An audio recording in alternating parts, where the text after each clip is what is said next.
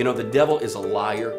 Jesus said that he was a murderer from the beginning, and he's a predator. He loves to prey on people that are weak and helpless, and he loves to target people when they're in their most vulnerable condition. Look at what he did in Moses' day, when Pharaoh ordered the extermination of all the young Hebrew boys. Helpless they were. Look what he did in Jesus' time when Herod ordered the same thing. And it continues in our day with this heartbreaking holocaust of abortion that's wiping out an entire generation. But the devil doesn't stop targeting our children when they're safely born into the world. He continues to try to influence their minds with thoughts that he hopes will abort their purpose before they're old enough to even discover that they do have a purpose and that God has a plan for their lives. You know, in thousands of classrooms all over the world, teachers are indoctrinating young, impressionable students with the notion that they are nothing more than an accident, the result of thousands of years of unguided mishaps and lucky deformities. But the Bible teaches us something very different.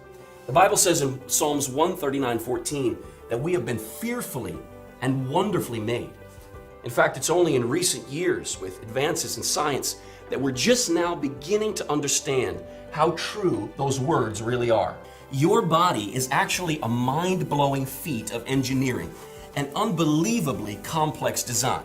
Let me break it down for you like this. Consider the human eye.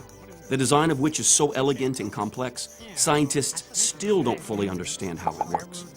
It moves on average 100,000 separate times in a single day. It has focus and aperture adjustment, provides color, stereoscopic 3D images, automatic aim. It conducts its own maintenance work while we sleep and can function from almost total darkness to bright light automatically. It can discern more than 16 million color hues, including 700 shades of gray alone. In fact, Charles Darwin himself said, "To suppose that the eye, with all of its imitable contrivances for adjusting the focus to different distances, for admitting different amounts of light, and for the correction of spherical and chromatic aberration, could have been formed by natural selection seems, I freely confess, absurd in the highest degree."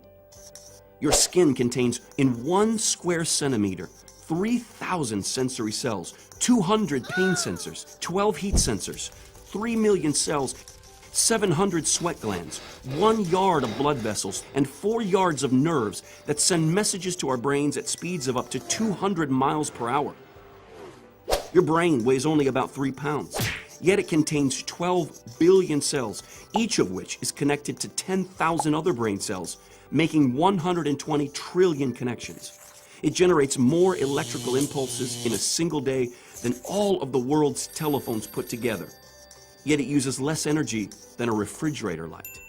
The DNA molecules in our body contain the most densely packed and elaborately detailed assembly of information in the known universe. Their code is so unbelievably complex that if you printed out all of your body's DNA chemical letters in books, it's estimated that it would create enough books to fill the Grand Canyon 50 times. Of course, I could go on and on, citing the wonders of gravity and magnetism that science still cannot fully explain. The perfect balance of nitrogen and oxygen in the Earth's atmosphere, the flawless rhythm of the solar system that makes life possible, the amazing order in nature that forms a self-supporting system of life, reproduction, and waste disposal.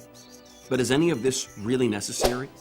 What more evidence do we need that our world has been created with intelligence and purpose than the beauty, order, and design we see around us and within us? No person who has ever been created is an accident, a fluke of nature, the hapless byproduct of the union of a man and a woman, or the result of millions of years of unguided mishaps. Morning, Bob. Every person who has ever been born is a unique creation, an intentional work of art, crafted by the hand of the master artist.